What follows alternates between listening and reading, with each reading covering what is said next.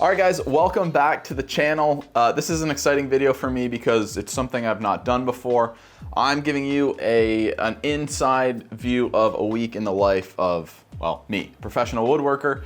And probably the reason you clicked on this is I'm gonna tell you exactly how much I made this week. It's not a particularly busy week, but it's also not a slow week. I would say it's pretty average. So you'll have to stick around to the end of the video. I'm gonna tell you exactly how much money I brought in this week. I know you guys love the transparency, so I want to give you an inside look of what I did this week and exactly how much money I brought in. But on the docket this week, first I have one custom commission shadow box that I really need to get out the door. Like it needs to be out the door by Tuesday at the very latest. I have two small 10x10 shadow boxes. Every year I typically make a couple of these for the local hospital as gifts. They're personalized items and they're for the cardiology department. And lastly, I had a Shopify order come through. So this is one of my production pieces called The Wanderer. That I've got to get done by Friday. So thanks for being here. Let's dive right in. It's Monday. The deadline for this piece kind of snuck up on me, so like I said, I have to get the whole thing done in a day. I usually start out with a line drawing, so that's what you're seeing here. It was nice out, so I decided to do it out on the porch. And once I have the line drawing established, I can move on to cutting out the vinyl. Now, these are kind of my templates for cutting these shadow box pieces out, and I just use a Cricut. I find it to be pretty much the easiest thing I can get my hands on and the cheapest. From there, I start to place the stickers on the different kinds of wood that I'm going to use to represent the different colors.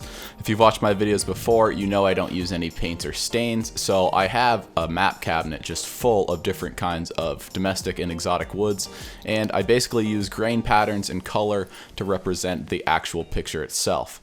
This is a time-consuming process, but I find, the more time you take on it, the better the product becomes in the end.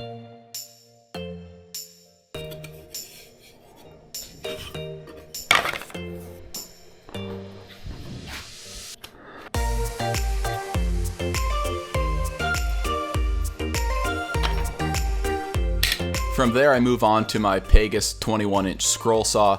This is the heart of my shop, and it's a lot of what I do. I use modified geometry blades to cut everything out, and I try to get as best of an overhead shot as I can for you guys. But if you are curious about some of the tools I have and what I use every single day in my shop, I actually just recently put out a shop tour, so feel free to check that out. And I also go into the specifics of this particular scroll saw and my process in many, many videos that I have on my channel. So if you're not subscribed, here's your reminder, hit that subscribe button, go take a surf through my channel and check out some stuff. I think you'll really enjoy it. Once all the pieces are cut out on the scroll saw, I like to ease the edges just slightly with a Dremel tool, and then it's time to put the whole thing together. This is probably the piece that takes the longest. For these videos, I like to show you kind of how the whole thing comes together and represents the picture, but what you don't see is me actually gluing it up. So I'll usually take this shot, and then once that's done, I'll go back in off camera with my little dental tools and my little tweezers and glue everything up with some super glue. Shout out to Starbond.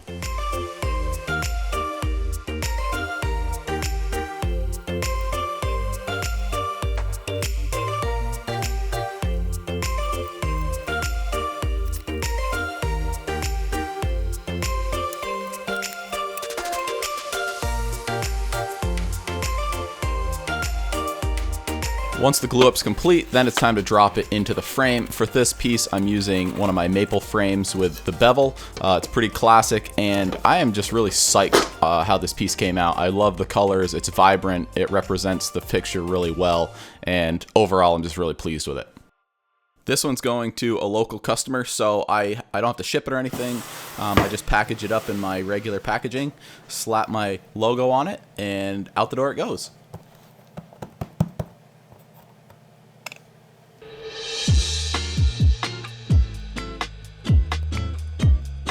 Right, so that shadow box is out of here. Really happy with the way that came out, and we had a really productive Monday. So next on the docket, over here, I have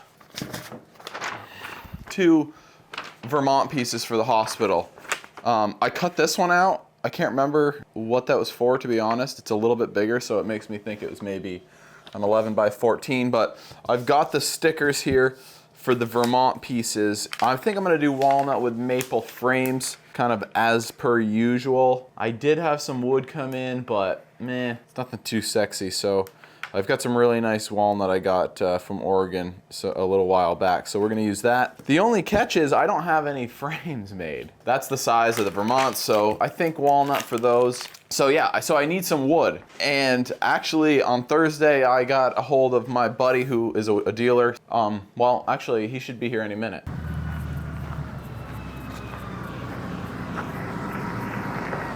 It's kind of like right in here.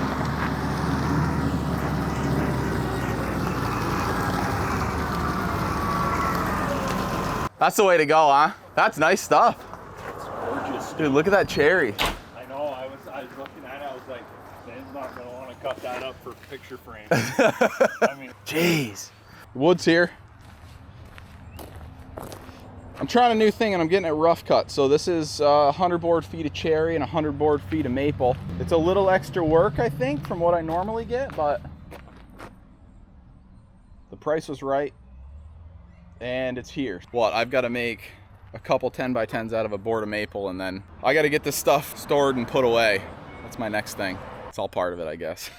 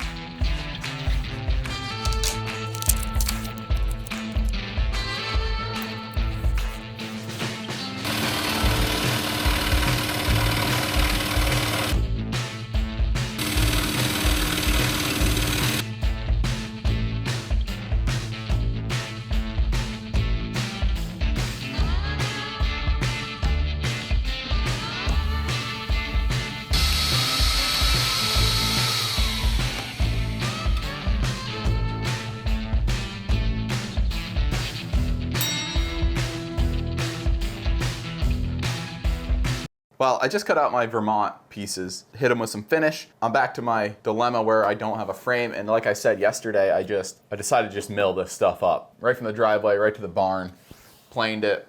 And now I need to cut it up and make frames out of it. So probably the next thing I have to do is just buck all this up on the, buck it up.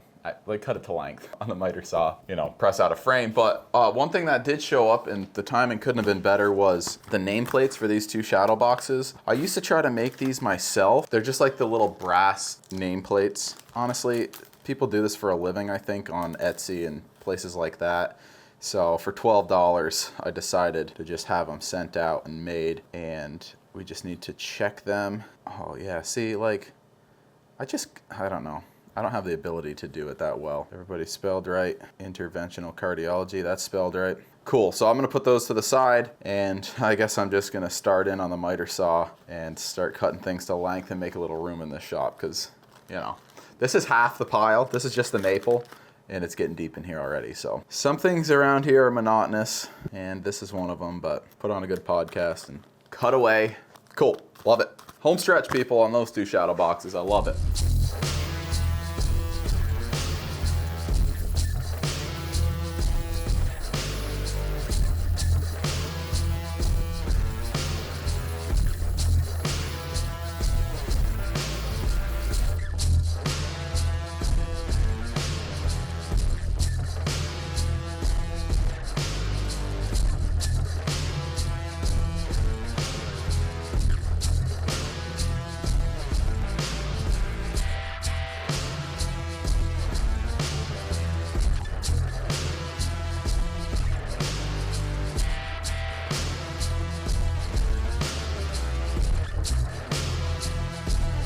This milling process, it just takes forever. As much as I want to just rip through all this wood like today and tomorrow, remember I still have half the lot to plane out in the barn. This week there's two things that I really need to get done, and it's this 16-inch Wanderer and the two 10-inch pieces for the hospital. So yeah, I mean, I had to kind of just stop myself from milling and cutting all this stuff up into frame material and just kind of knock out these two.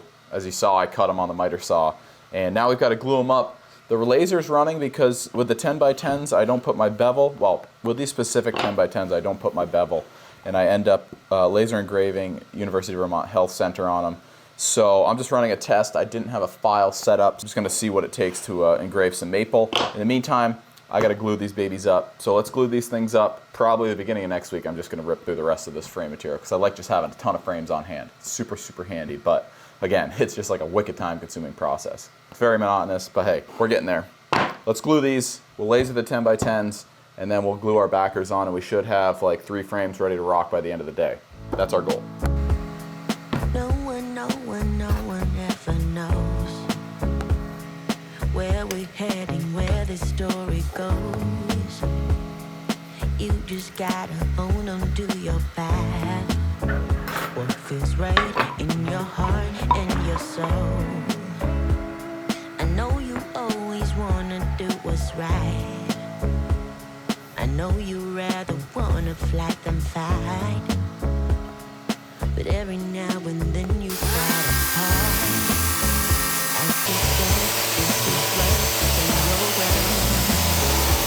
All right, real quick, I had to pause because this is something I haven't been doing, but I just realized is an amazing feature of this Formica top. If you guys have been around, you know I'm obsessed with my Formica top workbench. If you watch this, I literally glue up my frames directly on the Formica, and then the glue kind of dries to it, and I'm able to sand, so I don't have to like try to secure the frames while I sand them, and then they just pop right off, like this.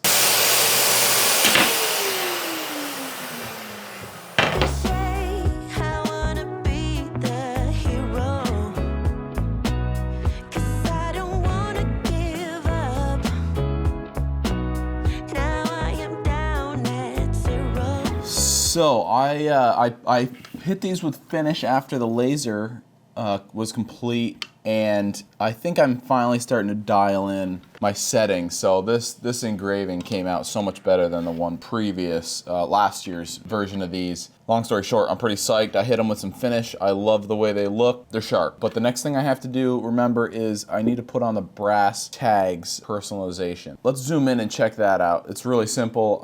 I always, though, I will say I always go with the screw-in type that I have to drill holes for and manually screw in over the adhesive. Not that I've had any problems with the adhesive, but I don't know, I just tend to trust the hardware a little bit more. So let's install those. Then we're gonna glue up the Vermonts and drop those in, and then these bad boys should be good. Those are heading out of town tomorrow with Allie. Let's knock these out, just get after it.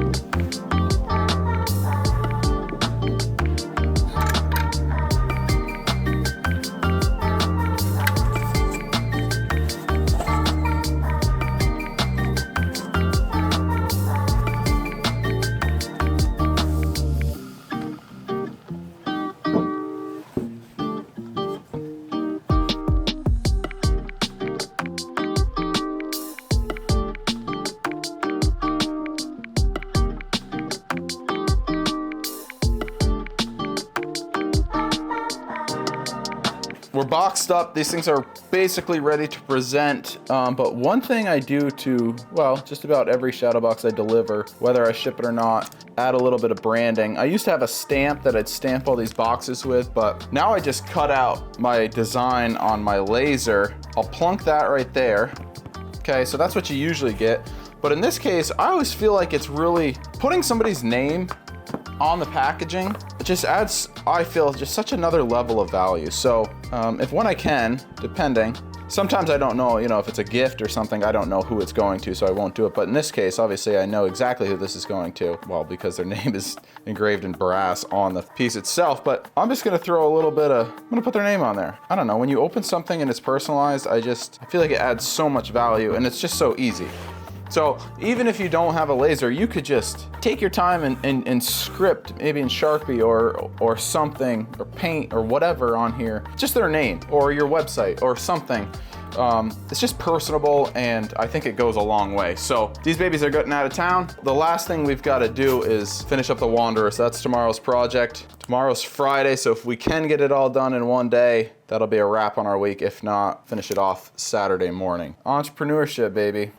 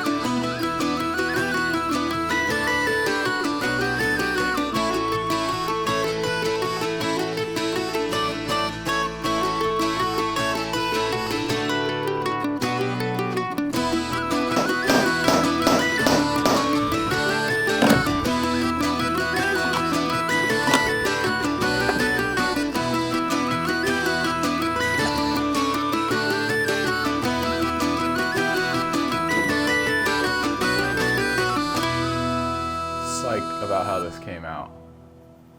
Oh, I can't get over this frame. All right, it's time. So here are the numbers. I need to package up this shadow box, the Wanderer, to get this thing shipped out. So while I'm doing that, let's check out the numbers, what you came here for. So Monday we finished that commission.